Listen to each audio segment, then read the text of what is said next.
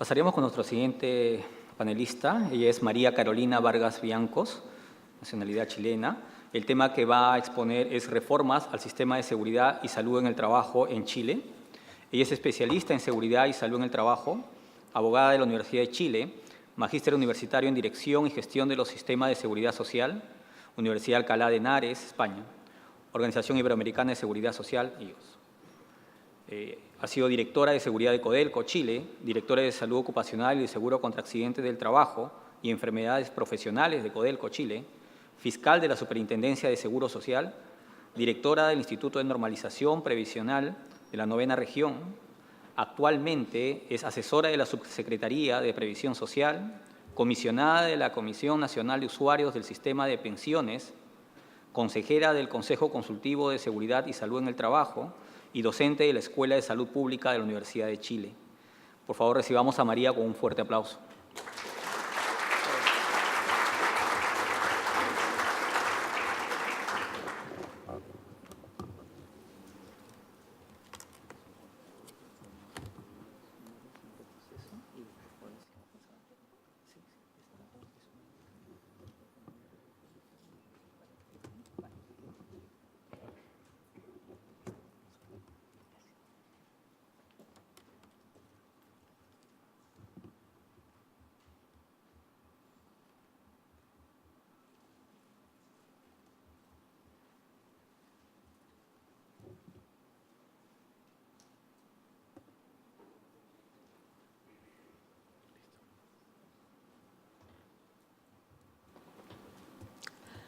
Bien, buenos días a todos.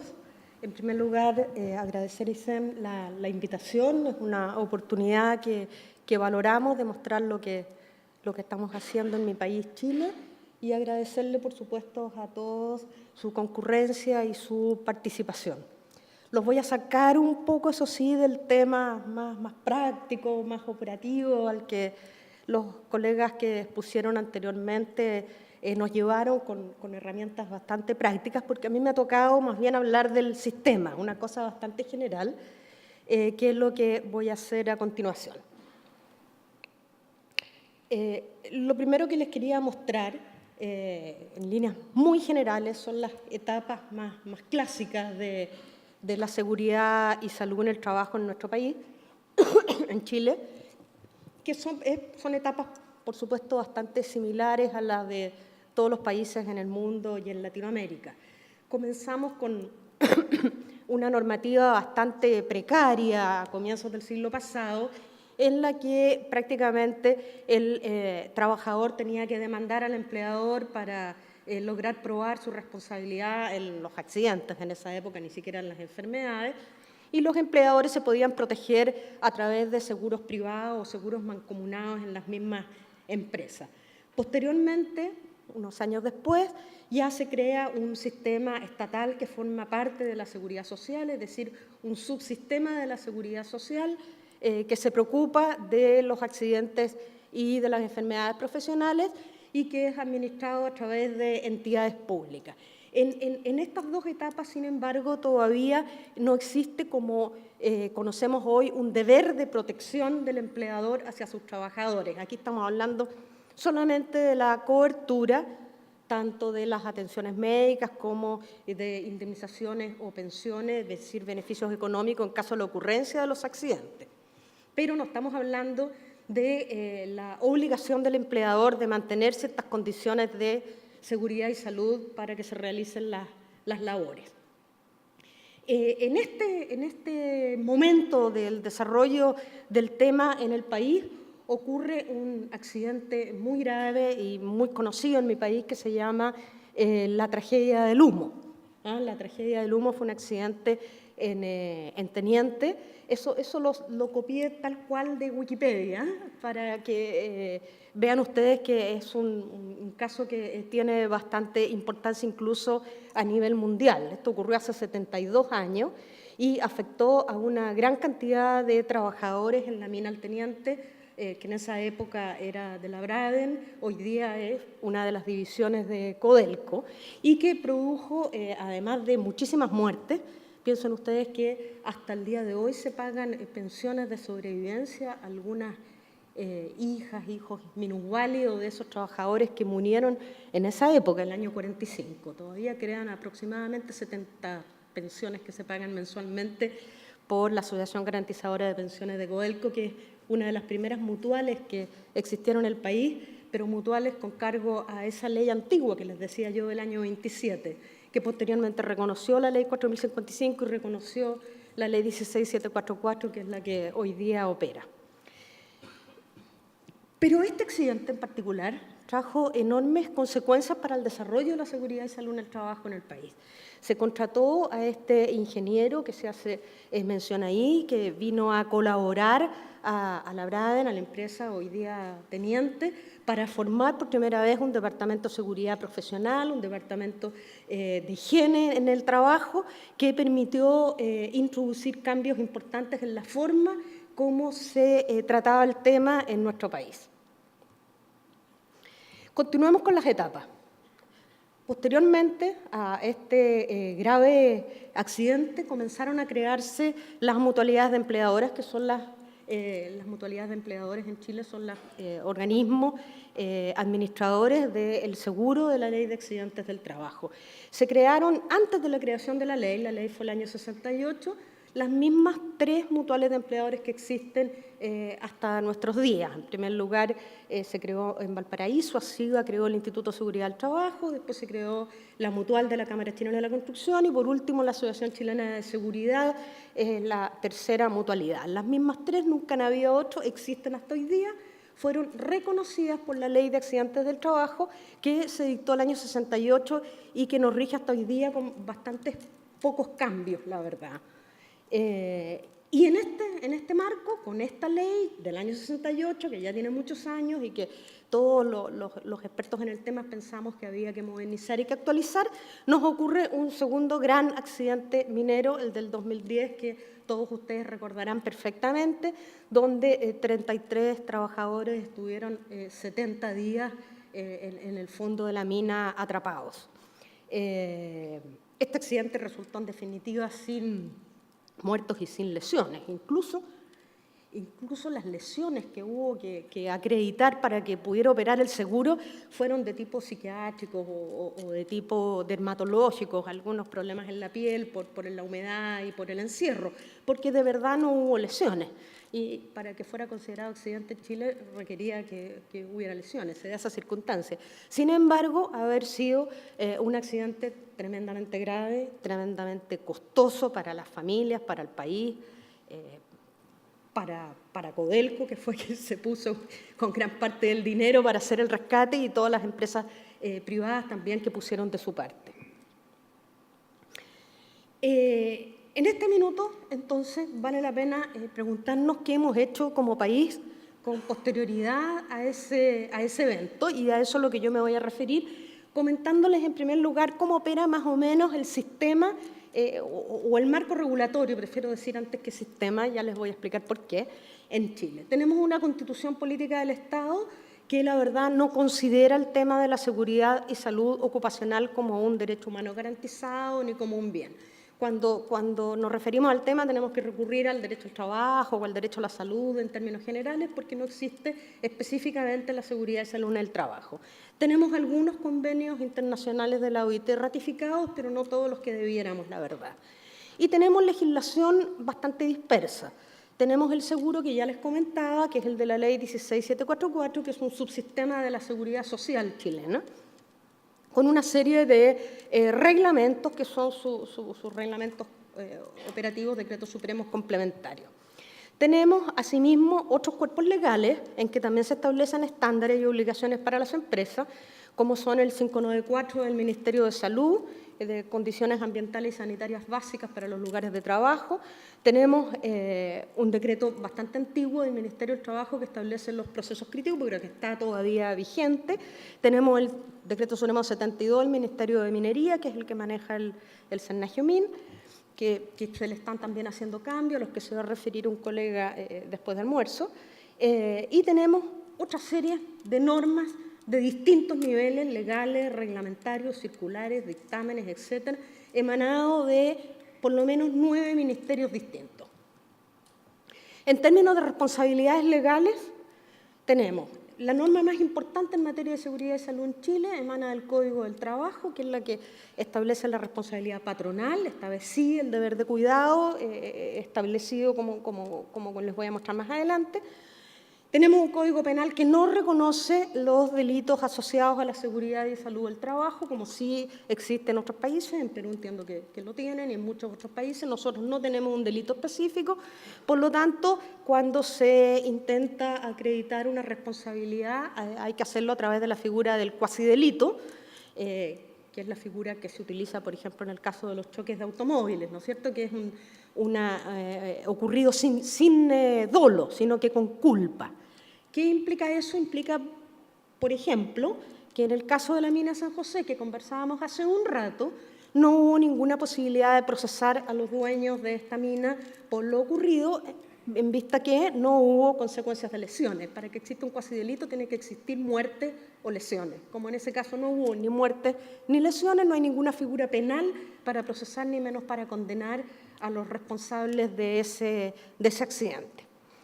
En relación a las responsabilidades indemnizatorias, son responsabilidades que emanan del Código Civil y el Código de Procedimiento Civil, por lo tanto, y también del Código Sanitario y otras legislaciones en materia de multas infraccionales. Convenios ratificados. Tenemos ratificado desde hace bastante tiempo el 121, que es el de las prestaciones, que está perfectamente cumplido a través del subsistema de la Ley del Seguro de Accidentes del Trabajo y Enfermedades Profesionales. Tenemos también ratificado el 161, que es el de servicios de salud. Sin embargo, hay que señalar que la legislación nacional no ha adecuado su normativa a este convenio. La Ley de Accidentes del Trabajo contempla la obligación de las empresas de más de 100 trabajadores, y no todas, algunas, tener departamentos de prevención de riesgos, pero estos departamentos de prevención de riesgos no tienen las características de los servicios de salud. Los servicios de salud son entidades a las que tienen las empresas por sí o a través de asociación con otras empresas, en las que hay higienistas, médicos, psicólogos, además de expertos en seguridad.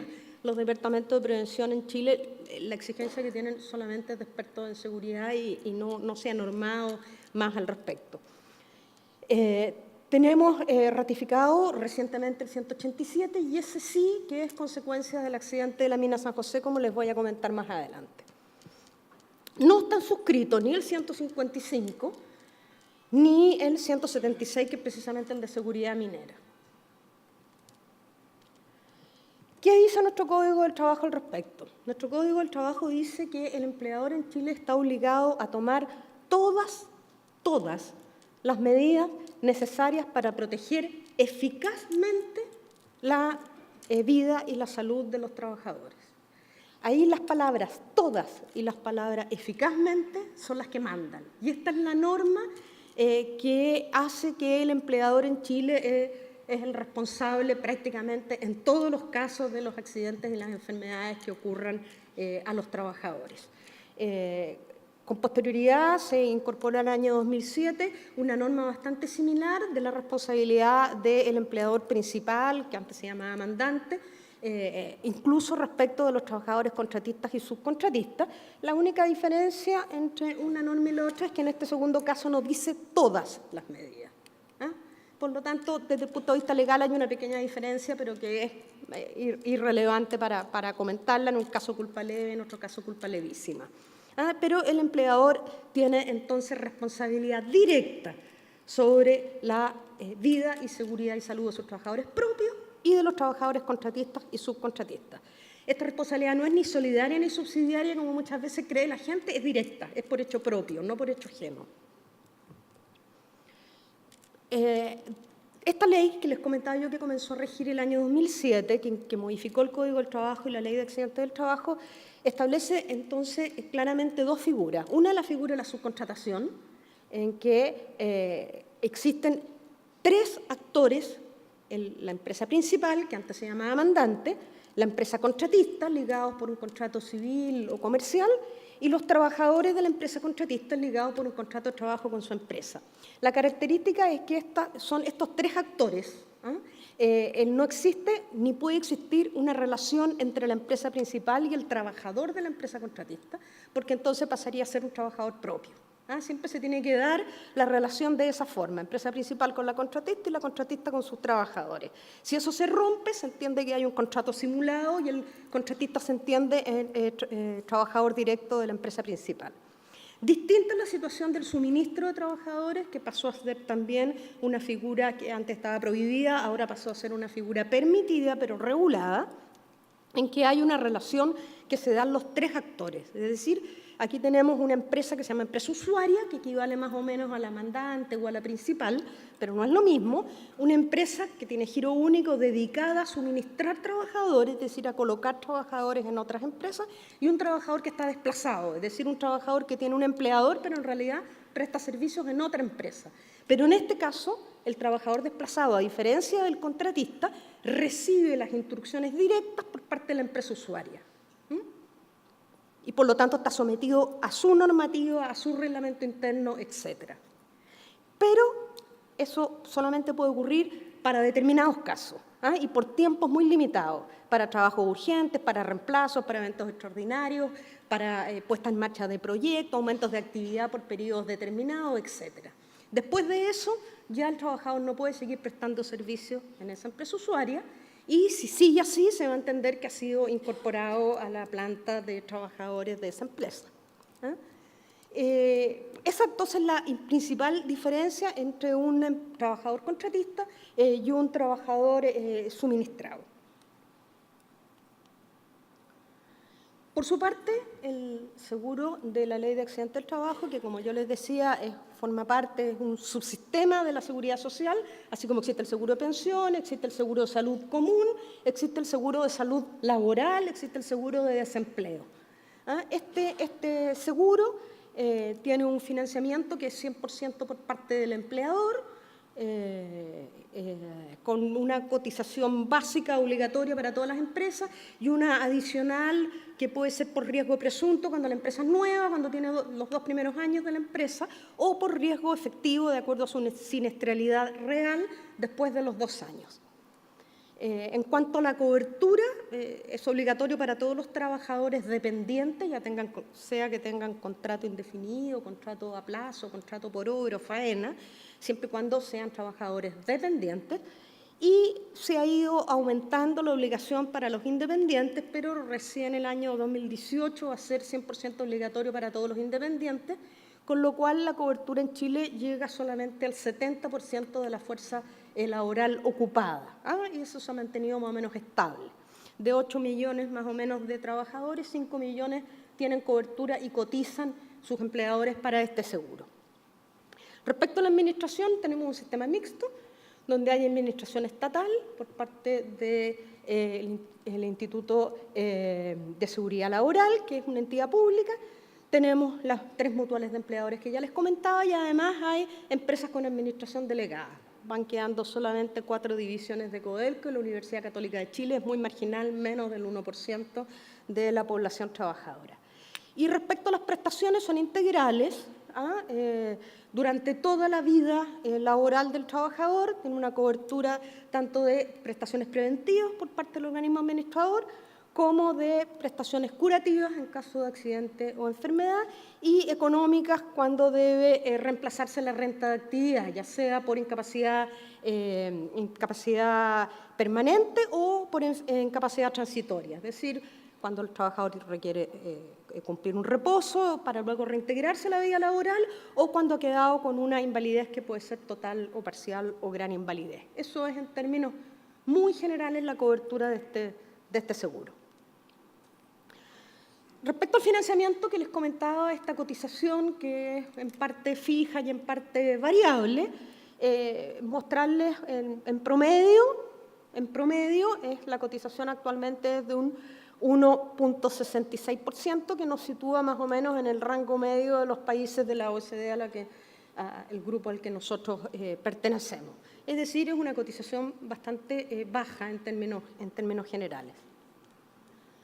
Respecto a los montos de las coberturas económicas en materia de subsidio por incapacidad laboral, es decir, reemplazo de remuneraciones por reposo, nosotros tenemos cobertura del 100% del promedio de las últimas remuneraciones, los que nos sitúan en el rango máximo de estos países.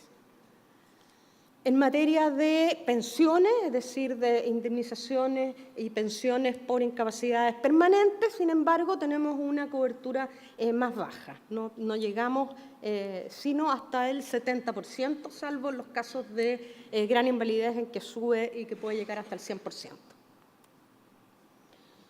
Respecto a la tasa de accidentabilidad, les voy a comentar más adelante en detalle, pero aquí mostrarles este gráfico que llega solo hasta el 2013, la tasa de accidentabilidad ha seguido bajando, entendiendo tasa de accidentabilidad como promedio de trabajadores accidentados. Aquí no medimos gravedad, solamente número de accidentes.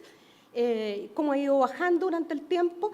Quise señalar ahí que es curioso cómo en todos esos picos de baja, fíjense ustedes que coinciden con distintas crisis económicas que son crisis mundiales. Normalmente en los periodos de crisis económica las tasas de accidentabilidad bajan. Alguien lo comentó, creo, el día de ayer, no se ha hecho ningún estudio que yo sepa muy serio al respecto, pero pareciera ser que cuando las empresas prescinden de parte de su masa laboral lo hacen de los trabajadores menos cualificados seguramente, quedando trabajadores con mayor experiencia, con mayor cualificación, que tienen mejores estándares en materia de seguridad. Puede ser esa una de las explicaciones. Respecto a la tasa de mortalidad, calculada sobre 100.000 trabajadores, la tasa comparativa que pude encontrar es esta, que es del año 2006, no encontré otra más reciente. En ese minuto Chile estaba en el 6.8, lo que nos situaba bastante competitivamente a nivel mundial. Hoy día ya vamos en el 4.4. Respecto a la cobertura, les comentaba yo que solamente llegamos a un 70% de la masa laboral en Chile, y es algo que se pretende mejorar con la obligatoriedad de cotizar para los independientes, que ha tenido algunos problemas y la ley se ha tenido que ir postergando.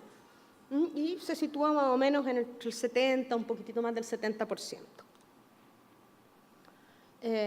Y nos sitúa también bastante bien dentro del ámbito en general de los países con ese rango de cobertura.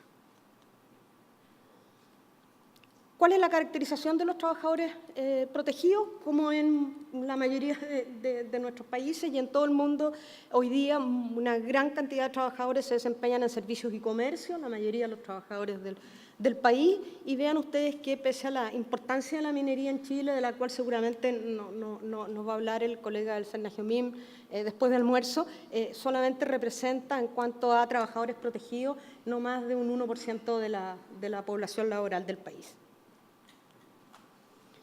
Respecto a la cobertura, aquí está la cobertura por sexo, más hombres que mujeres, como es fácil de explicarse, y la cobertura también por regiones, siendo la región metropolitana la que abarca mayor número de trabajadores. Respecto a los empleadores que cotizan en el seguro, ahí tienen ustedes los empleadores afiliados en verde, los afiliados a la entidad pública que administra el seguro, y en azul los que están afiliados a mutualidades. ¿Por qué se ve tantas entidades empleadoras en el ICL y tan pocas en mutualidades? Es porque ahí están consideradas las empleadoras de los trabajadoras de casa particular. Entonces, en ese caso, cada persona que tiene una trabajadora doméstica está considerada como un empleador. Y por eso la masa laboral es mucho mayor en mutualidades que en el ICL, pero los empleadores son más en el ICL que en las mutualidades. Caracterización entonces de los empleadores adheridos al seguro, en este caso por la diferente que en relación a los trabajadores. Ven ustedes que en la minería solamente estamos hablando de un 0,3% de las empresas del país. Obviamente hay muchos más trabajadores trabajando en la minería y más empresas trabajando en la minería de la que representan estas estadísticas, porque debo explicar que estas estadísticas de la Superintendencia de Seguridad Social, sacadas de las cotizaciones de los empleadores, se refieren al giro por el cual cotiza la empresa. Por lo tanto, las empresas contratistas que tienen giro distinto que la minería, pero que se desempeñan en minería, están ahí, ya sea en eléctrica o en construcción o en servicios, etc. Entonces, por eso que la información es un poco distinta a los trabajadores que realmente están en minería. Respecto a la caracterización por tamaño de empresa, nuevamente eso nos impacta lo que yo les decía de los trabajadores de casa particular. Entonces tienen ustedes ahí un 88% de las empresas, son empresas entre 1 y 9 trabajadores, pero como les digo, ahí también están incluidos eso que nos afecta un poquitito estas cifras, y la menor cantidad de empresas son las empresas pequeñas de 100 o más trabajadores. Aquí tenemos estadísticas de accidentes del trabajo sin incluir accidentes de trayecto, por sexo, muchos más los hombres que las mujeres, y por edad. El fuerte está en los tramos medios de edad. Aquí tenemos por tipo de contrato, siendo la gran mayoría de los trabajadores que se accidentan trabajadores con contrato indefinido. En cuanto a accidentes de trayecto, aquí tenemos un pequeño cambio porque las mujeres nos accidentamos más en el trayecto que los hombres, un poco más, pero nos accidentamos más en el trayecto que los hombres. Los tramos de edad también cambian un poquitito, hay una caracterización diferente que en el caso de los accidentes de trabajo. Tasa de accidentabilidad de los últimos años ha seguido bajando, como ustedes ven. Cada vez la línea, por supuesto, es más suave, ya es más difícil bajar cuando las tasas están tan bajas. Vamos en el año 2015, que es la última cifra publicada, en un 3.7, todavía no sale la del 2016.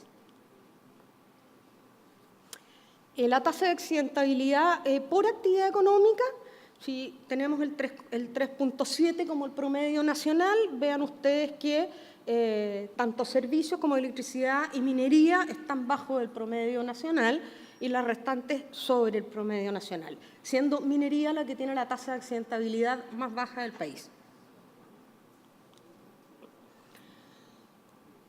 Aquí tenemos la tasa de accidentabilidad por tamaño de empresa. No hay grandes diferencias en los años y se ve ahí el promedio como se da en uno y otro caso en el 2014 y el 2015. Aquí tenemos trabajo y trayecto, los días perdidos, es decir, los días de reposo de los accidentes. Tenemos la línea verde, trayecto, y la línea roja, trabajo. Los accidentes de trayecto están siendo cada día más graves, fundamentalmente es asociado, casi 100% asociado a accidentes del tránsito.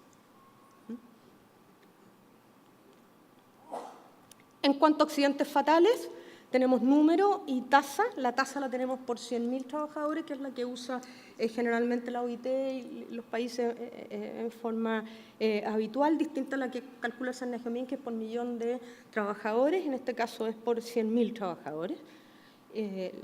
Y la tasa, como estos últimos años se ha mantenido, no se ve una baja considerable en la tasa de accidentes fatales. Chile muere más de un trabajador al día, esa es la realidad.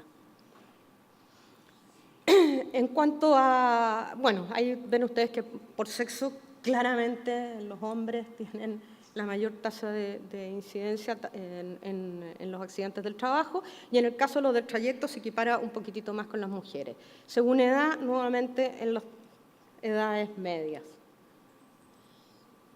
La participación de vehículos, esto es bastante llamativo. En los últimos 4 años en que la Superintendencia ha publicado información sobre participación de vehículos en los accidentes del trabajo, y aquí estamos hablando de trabajo, no de trayecto, porque los de trayecto son casi el 100% de vehículos, pero trabajo, llama la atención que más del 50% de los accidentes del trabajo estén asociados a un vehículo, ya sea atropellos, choques, volcamientos, etc. Sí, ahí tenemos bastante claro cuál es el foco que deberíamos estar trabajando.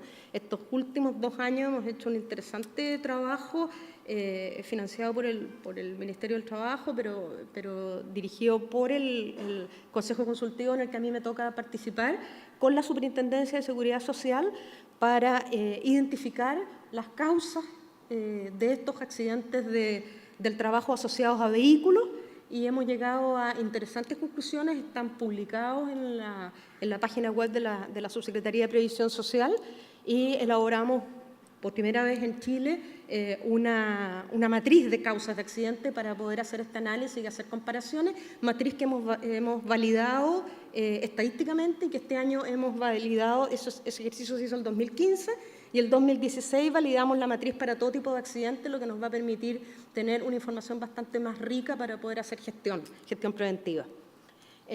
La mayoría de los accidentes se producen en tránsito terrestre y una cantidad muy importante en el interior de las faenas, pero la mayoría están fuera de la faena productiva. Y ahí están por tipo de vehículos, siendo los camiones los que tienen mayor incidencia en los accidentes fatales del trabajo asociados a vehículos. Fíjense ustedes que habíamos visto hace un rato que la minería tenía la tasa de accidentabilidad más baja en el país desde hace muchos años. Sin embargo, también desde hace muchos años tiene la tasa de fatalidad más alta del país, y también se ha mantenido esa tendencia, seguida por transporte y luego por agricultura y construcción, que sería más o menos lo que uno esperaría en cuanto a empresas con riesgos inherentes más críticos, ¿no? En cuanto a enfermedades profesionales, como en todas partes del mundo, tenemos hoy día que las musculoesqueléticas y las enfermedades mentales, enfermedades no verificables, muy complejas, que no son fáciles de ver con una simple radiografía, están ocupando hoy día la mayor cantidad de los recursos de este seguro, lo cual es bastante complejo y hay que analizar qué es lo que está pasando en ese caso. Enfermedades clásicas como enfermedades profesionales como la silicosis, la hipoacusia, las dermatológicas, los cánceres, las respiratorias en general, ocupan un lugar de menos importancia. Sin embargo, no todas las enfermedades denunciadas son reconocidas como enfermedades profesionales, y precisamente donde hay menos reconocimiento es en las enfermedades musculoesqueléticas. La gran mayoría de las enfermedades musculoesqueléticas denunciadas por los trabajadores no se reconocen como profesionales y quedan calificadas como enfermedades comunes. De todos modos quedan cubiertas por la Seguridad Social, pero a través del otro seguro, del seguro de salud común.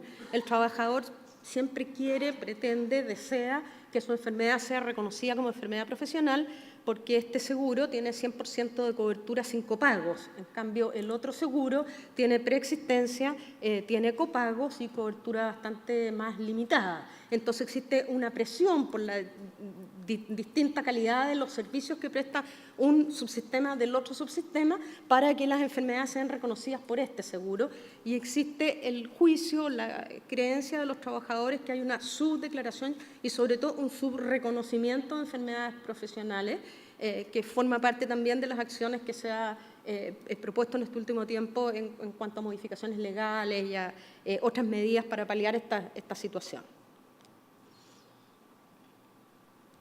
Ahí está, fíjese, por sexo, ahí las mujeres nuevamente pasamos a la delantera, tenemos más enfermedades profesionales que los hombres. En salud mental, claramente. Ahí el tema de los psicosociales está siendo un tema muy relevante, en estos últimos 2 a 3 años recién se ha emitido nueva normativa al respecto. Las empresas hoy día están obligadas a aplicar encuestas de factores psicosociales, la ISTAS 21 precisamente, que es la encuesta española, y determinar qué es lo que está pasando. Y hasta el minuto la información que se tiene es que las mujeres estamos normalmente sometidas a mayores presiones que los hombres en nuestro trabajo por la doble presencia y por otros factores de esa naturaleza, y también acoso laboral y acoso sexual que influyen en estos resultados. Respecto a los beneficios económicos, Esto lo vamos a pasar más o menos rápido porque si no me voy a comer todo el tiempo aquí y lo pueden ver ustedes más adelante. Esta es información de Sennagiomín, que la voy a pasar también muy rápido porque la va a ver seguramente mi colega con más detalle después de almuerzo. Ahí está toda la información de accidentabilidad y fatalidad. Veamos qué es lo que estamos haciendo con posterioridad al accidente de la mina San José, el accidente de los 33, que la verdad desde el 2010 hasta ahora creo que hay como 2 libros y 3 películas, pero modificaciones legales todavía no vemos que a la luz hayan salido muchas, pero vamos a conversar sobre lo que estamos haciendo. ¿Se vio la película aquí? ¿La vieron acá? ¿Sí? Bueno, cuando hablamos del sistema de seguridad y salud en el trabajo, lo primero que decimos, bueno, ¿qué es un sistema? Y un sistema es un conjunto ordenado de partes, ¿no? Principios, normas, procedimientos, etc. Y ahí es donde tenemos el primer problema. Fíjense ustedes que antes del año 2010, en materia de institucionalidad ambiental en nuestro país se había hecho el diagnóstico de desintegración, de diferencias de criterios sectoriales, de intereses y objetivos contradictorios.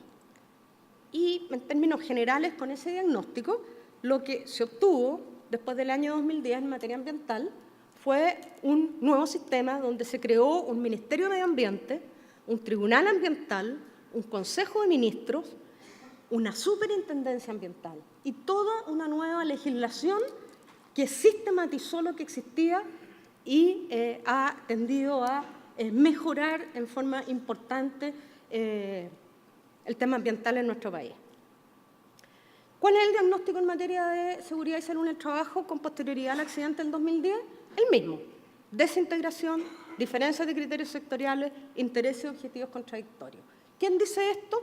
Lo dijo la comisión gubernamental que creó el gobierno de la época después del accidente y que sacó su informe a fines del 2010. Lo dice el informe de la Central Unitaria de Trabajadores, la CUT, lo dice un informe de la OIT, también del 2010, y lo dijo la comisión investigadora de la Cámara de Diputados después del accidente. Todos coinciden en estos temas: desintegración, diferencias de criterios sectoriales en los distintos organismos con competencias en la materia e intereses y objetivos contradictorios de parte de los actores del sistema. ¿Qué es lo que hemos hecho? A partir de la mina San José, del accidente que ya les comentaba, lo primero fue crear esa comisión asesora presidencial, qué rara se ve la foto, que ya les comentaba que sacó ese informe en que más o menos decían las mismas conclusiones que los demás. ¿Qué pasó posteriormente? Ratificamos el convenio 187 de la OIT, que el país no había ratificado hasta la época, y comenzó a regir, se ratificó el 2011, comenzó a regir el 2012. Como consecuencia de eso se creó el Consejo Consultivo Nacional, del que yo tengo el honor de formar parte, que tiene 5 miembros, que es tripartito, tal como lo exige la OIT, con un representante de los trabajadores, elegido por la CUT, un representante de los empleadores, elegido por la CPC, que es la Corporación de la Producción del Comercio, y 3 profesionales expertos escogidos designados por la Presidenta de la República. Además, adicionalmente a lo anterior, se creó un comité de ministros, tal como en el caso de la institucionalidad ambiental, que está formado, creo que es constituido por 8 ministerios. Ahí faltan algunos, sin duda, porque hay más entidades con competencias en materia de seguridad social. Hay algunos ministerios que, teniendo competencias, no están incorporados al Comité de Ministros, así que eso es uno de los cambios que seguramente va a haber que hacer. Y se hicieron una serie de talleres regionales para recoger las opiniones de las personas, de los trabajadores respecto al sistema. Pero aquí vemos uno de los problemas que tenemos en el sistema chileno. El Ministerio del Trabajo hizo sus talleres regionales y el Ministerio de Salud hizo otros talleres regionales en paralelo, lo que muestra que parece ser cierto el diagnóstico de que hay problemas de relaciones intersectoriales. Ahora, lo curioso es que las conclusiones de los talleres regionales de ambos ministerios son prácticamente iguales, así que al menos los trabajadores son consistentes y los empleadores consistentes en señalar cuáles son los problemas que tenemos y las soluciones que se proponen. Posteriormente a eso se discutió la política nacional que el convenio 187 nos obliga a tener. Esa política fue aprobada por los actores tripartitos, empleadores, trabajadores, gobierno, el mayo del año pasado, y el decreto supremo fue firmado por la Presidenta de la República el 4 de agosto del año pasado. ¿En qué consiste este convenio? Este convenio ustedes lo tienen aprobado y cumplido, ¿no? Como ustedes saben, los contenidos tienen que tener un sistema que sí tiene que ser coherente, sistemático, etcétera. El país, una cultura preventiva, un enfoque importante en la cultura, una política nacional que ya tenemos, un perfil nacional que en este caso lo tenemos con posterioridad a la política, lo normal habría sido que hubiera estado antes, pero se dieron así las cosas, y un plan nacional de seguridad y salud que estamos recién comenzando a hacer. Según tengo entendido, ustedes ya están haciéndole algunos ajustes y modernizaciones a su plan. Es decir, ustedes están bastante más avanzados aquí que nosotros. ¿Qué es lo que dice el perfil de la OIT? El nuevo perfil, porque hubo un borrador en 2010 y salió el perfil definitivo a fines del año pasado. Dice exactamente lo mismo de lo que les he comentado yo. La OIT dice que se recomienda que esta proliferación de normativa que existe se sistematice. En Chile no tenemos una ley de seguridad y salud en el trabajo, como tienen ustedes, tienen los españoles, tienen la mayoría de los países. No tenemos nosotros. Tenemos solamente una ley del seguro y el resto de la normativa está toda diseminada en distintas normas de carácter legal y reglamentario. Vamos a tener que hacer una ley de seguridad y salud en el trabajo, así nos lo ha dicho la OIT y así dice la política. También en el marco institucional nos dice que hay multiplicidad de distintas entidades con competencias fiscalizadoras que no tienen coordinación y que tienen distintos criterios, etcétera. Y en muchos casos son bastante débiles las capacidades fiscalizadoras. ¿Qué es lo que dice la política entonces? La política fue publicada en el Diario Oficial y ya está rigiendo y hay que comenzar a trabajar. Una serie de principios, que son los principios que más o menos tienen todas las políticas sobre la materia, que ustedes los pueden ver ahí. Posteriormente, objetivos, la cultura preventiva, perfeccionar el marco regulatorio, y aquí lo más importante es que tenemos que hacer una ley de seguridad y salud en el trabajo. Fortalecimiento de la fiscalización, y esto aquí hay dos propuestas. Una es crear una única entidad de fiscalización y la otra es crear una fórmula más eficiente de coordinación entre las distintas entidades fiscalizadoras que existen. Calidad y oportunidad de las prestaciones, aquí fundamentalmente el tema del registro y notificación de los accidentes y las enfermedades y la calificación de las enfermedades. Incorporación de la perspectiva de género, disminuir la siniestralidad, que sigue siendo, como en todos los países, un objetivo. Promover la incorporación de los trabajadores informales, los que yo les comentaba respecto a ese 30% de personas que no están cubiertas. Y en el ámbito de acción, bueno, existe un ámbito que es el marco normativo, fiscalización y control, otro que tiene que ver con la difusión, capacitación, y otro que tiene que ver con el desarrollo de la información, con distintos objetivos en relación a cada una de esas materias. Y están especificados los roles del gobierno, de los empleadores, de los trabajadores y de los organismos administradores. Cada cual tiene su rol en relación a cada uno de los puntos que antes les he mencionado y que se van a tener que ver reflejados en el programa que se está comenzando a trabajar. Los beneficiarios, trabajadores, empleadores y estudiantes. Estudiantes porque el seguro de accidente del trabajo todavía incluye el seguro escolar, aunque es muy probable que se vaya a hacer un cambio al respecto y que se saque, digamos, y que queden esos seguros separados, pero por el momento todavía están juntos. Uno de los compromisos, entonces, explicitar el derecho a la seguridad y salud en el trabajo a nivel de rango constitucional. Otro compromiso de la política es ratificar el convenio 155. Otro compromiso de la política es modernizar la ley de accidentes del trabajo. Hay un proyecto que quedó del año 2011, pero que está ahí detenido porque había que sacar la política primero para saber cómo se iba a modificar la ley, y crear una ley de seguridad y salud en el trabajo que no tenemos. Como el proyecto modificatorio de la Ley de Accidentes del Trabajo no contempla la creación de otra ley, ese proyecto en realidad no puede seguir adelante porque la Ley de Accidentes del Trabajo hoy día tiene elementos que tienen que ver con el seguro, pero metidos entre medio, tiene elementos que tienen que ver con el deber de protección del empleador, que es un tema distinto al seguro. ¿Qué es lo que va a tener esta ley marco de seguridad y salud en el trabajo o ley de la institucionalidad del seguro del trabajo? Tiene que tener la finalidad, el alcance, los principios, que hoy día están en rango reglamentario en la política, pero tienen que colocarse en rango legal, elementos, actores y roles, proceso regulatorio. Hoy día no hay un proceso regulatorio definido, cada ministerio saca las normas que le parece apropiadas para su sector y no necesariamente se coordina con los otros ministerios, a veces lo hacen, a veces no, pero eso ya depende de la voluntad de cada ministerio, no hay un proceso coordinado, tampoco hay un proceso establecido de participación ciudadana para opinar sobre los proyectos, generalmente los ministerios los ponen en conocimiento de la gente en consulta pública, pero eso no está establecido legalmente como obligatorio.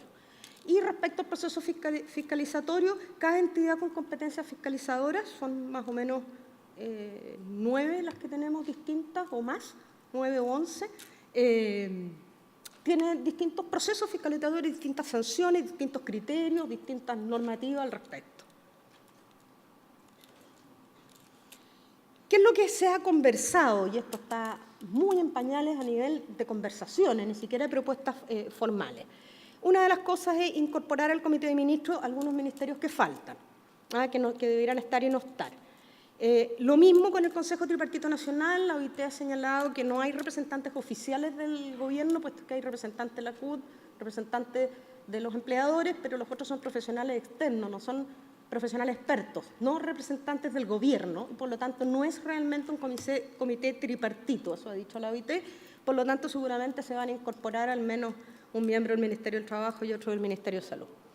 Respecto a las entidades fiscalizadoras sectoriales, algunas con competencias generales y otras con competencias específicas dentro del sector, la idea es definir exactamente cómo va a quedar el sistema, si se van a mantener estas entidades con competencias sectoriales o se va a crear una sola o se va a establecer un sistema que permita una coordinación. No tenemos una superintendencia de seguridad y salud en el trabajo como hay en otros países. La superintendencia que ve el tema tiene más competencias y tiene una intendencia que ve específicamente ese tema, pero además tiene otra intendencia que ve otros temas aparte, distintos. No tenemos institucionalidad regional hoy día. No hay representantes del Comité de Ministros a nivel regional, que serían los CEREMI, que se llaman allá, los secretarios regionales ministeriales, no existen. Tampoco existe Consejo Tripartito a nivel regional y eso es algo que también habría que ver cómo se tendría que normalizar para efectos de los objetivos del país en materia de descentralización. Uno de los esquemas de fiscalización que se ha planteado tendría que ver con una coordinación interministerial, porque se ve bastante difícil poder hacer lo que la OIT plantea, que es que hubiera una sola entidad fiscalizadora y posiblemente se podría transformar la Superintendencia de Seguridad Social en una Superintendencia de Seguridad y Salud en el Trabajo, donde tuviera un consejo de representantes ministeriales, de modo tal que alinear a todos los ministerios con el programa nacional. Entonces tendríamos una política nacional, tendríamos un programa nacional que ya se está confeccionando y a todos los ministerios alineados con ese programa nacional sin perjuicio de sus particularidades sectoriales y lo mismo con las particularidades regionales, pero alineados a un programa nacional. Y una forma de alinearlo sería de esa manera. Pero esto no pasa de ser hasta el momento meramente una idea y los tiempos legislativos de este gobierno no alcanzan para presentar un proyecto de ley, por lo tanto esto no se va a hacer en este gobierno, es decir, durante este año. Respecto al proceso regulatorio, la idea es establecer un proceso regulatorio único donde cada uno de los ministerios pueda plantear sus requerimientos, pero al mismo tiempo esté obligado a someterse al mismo proceso que garantice participación de todos los ministerios y participación de la ciudadanía o actores involucrados. No sé cómo estoy de tiempo, ya me pasé, ¿no? ¿O me queda? Me queda. Bueno, hoy día los instrumentos de gestión en Chile son, en primer lugar, para todas las empresas hay que tener un reglamento interno todas las empresas están obligadas a suspender las actividades en caso de accidentes graves o fatales, pero no está establecido la obligación de suspender las actividades en casos de peligro grave e inminente, cuestión en la que también hay que cambiar. Las empresas con menos de 10 trabajadores en Chile no tienen una especificación de instrumentos de prevención. La idea es avanzar en la obligación de la autoevaluación y de tener mapas de riesgo e incorporar el delegado de la prevención como un representante de los trabajadores y un representante de los empleadores que en estas empresas pequeñas pudieran tener esta responsabilidad en materia de seguridad y salud en el trabajo. Las empresas con más de 25 trabajadores en Chile están obligadas a tener comités paritarios que se llaman de higiene y seguridad, que después se llamarán de seguridad y salud en el trabajo, posiblemente, pero ahí se va a discutir respecto del fuero de los integrantes. Hoy día un solo integrante tiene fuero. La idea de la Central de Trabajadores es que todos los integrantes tengan fuero.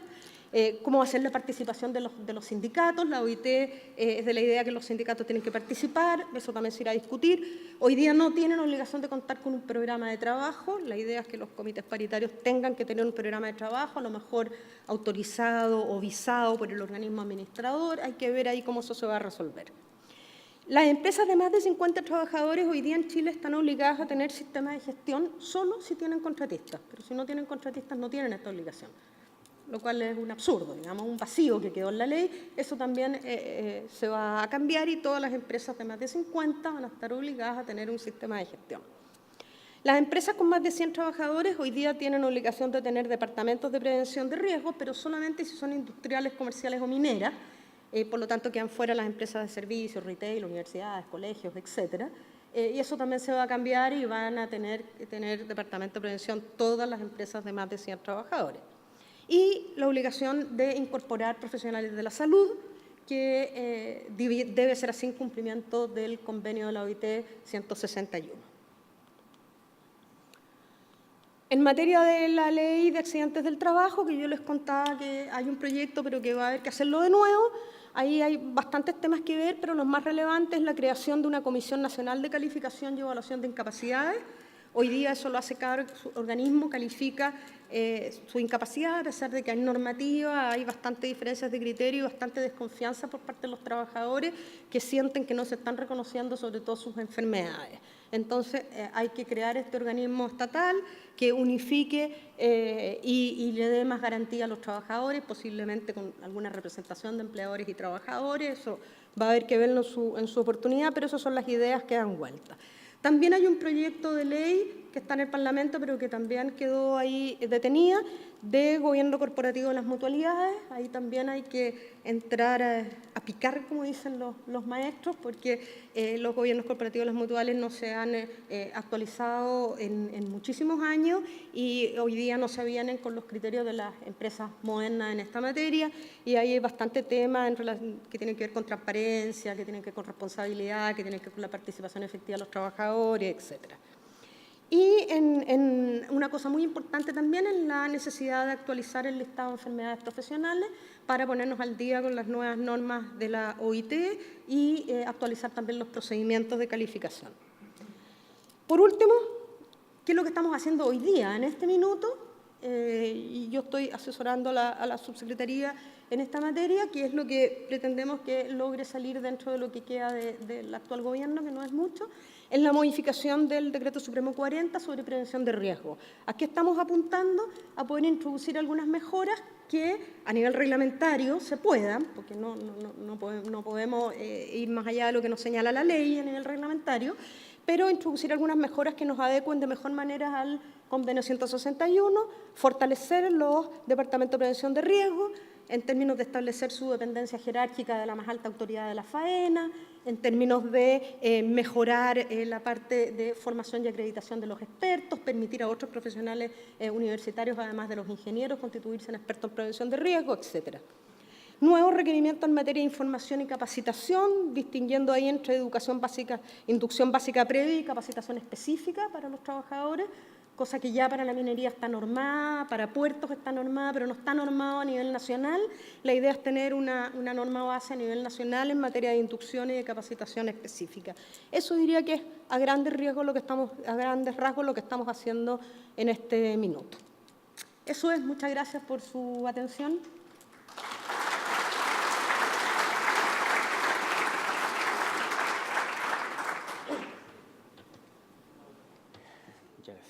Bien, rápidamente pasaríamos a la rueda de preguntas, por favor. La misma dinámica.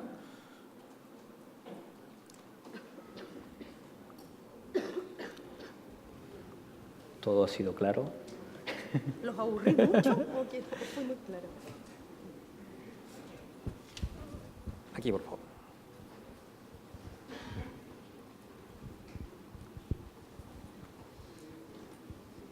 Aquí, ahí, por favor. Sí, le quisiera hacer una consulta respecto de la modificación del decreto 40. ¿Si tiene calendario para eso?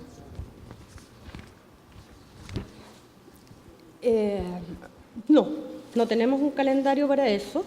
Estamos trabajando todavía a nivel Ministerio del Trabajo. Después que tengamos una propuesta hay que conversarla con los otros ministerios involucrados, por lo tanto yo creo que todavía nos falta un tiempito. ¿Sí? Doctora, felicitaciones. Mi nombre es Artemio Paredes. Felicitaciones por su exposición. Nos ha dado una reseña de todo lo que ustedes están haciendo y qué bueno. Una pregunta concreta, ¿qué importancia le van a dar a la inducción básica, a ese trabajador nuevo que va a ingresar a la faena? ¿Qué importancia en esta nueva discusión que van a tratar en mejorar la ley? ¿Qué propuestas ustedes tienen o usted como profesional hacia el gobierno? Gracias, buena pregunta. A ver, si yo respondo yo como profesional, mi propuesta era una inducción básica obligatoria común para todos los trabajadores del país de 8 horas. Esa era mi propuesta.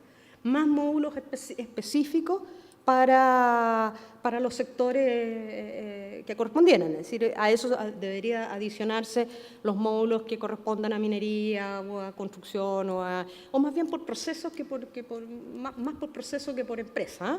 Los que van a trabajar en trabajo en altura, física o geográfica, o los que van a trabajar en etcétera. Pero la verdad es que no hay mucha agua en la piscina, como decimos en Chile, para una inducción de 8 horas, y yo creo que a lo mejor existe la posibilidad que lleguemos a 4 horas de inducción básica obligatoria. No creo que logremos más que eso, pero bueno, es el primer intento de meterlo así con horas. Hoy día es obligación para el empleador formar a los trabajadores, está establecido en la ley, está establecido en el decreto, pero no dice número de horas. Entonces puede ser una simple charla nomás. Y no tiene un estándar. La idea es que tenga contenidos mínimos, número de horas y certificaciones de quienes hacen esas capacitaciones. Bien, agradecemos por favor con un fuerte aplauso a María Carolina Vargas. Muchas gracias.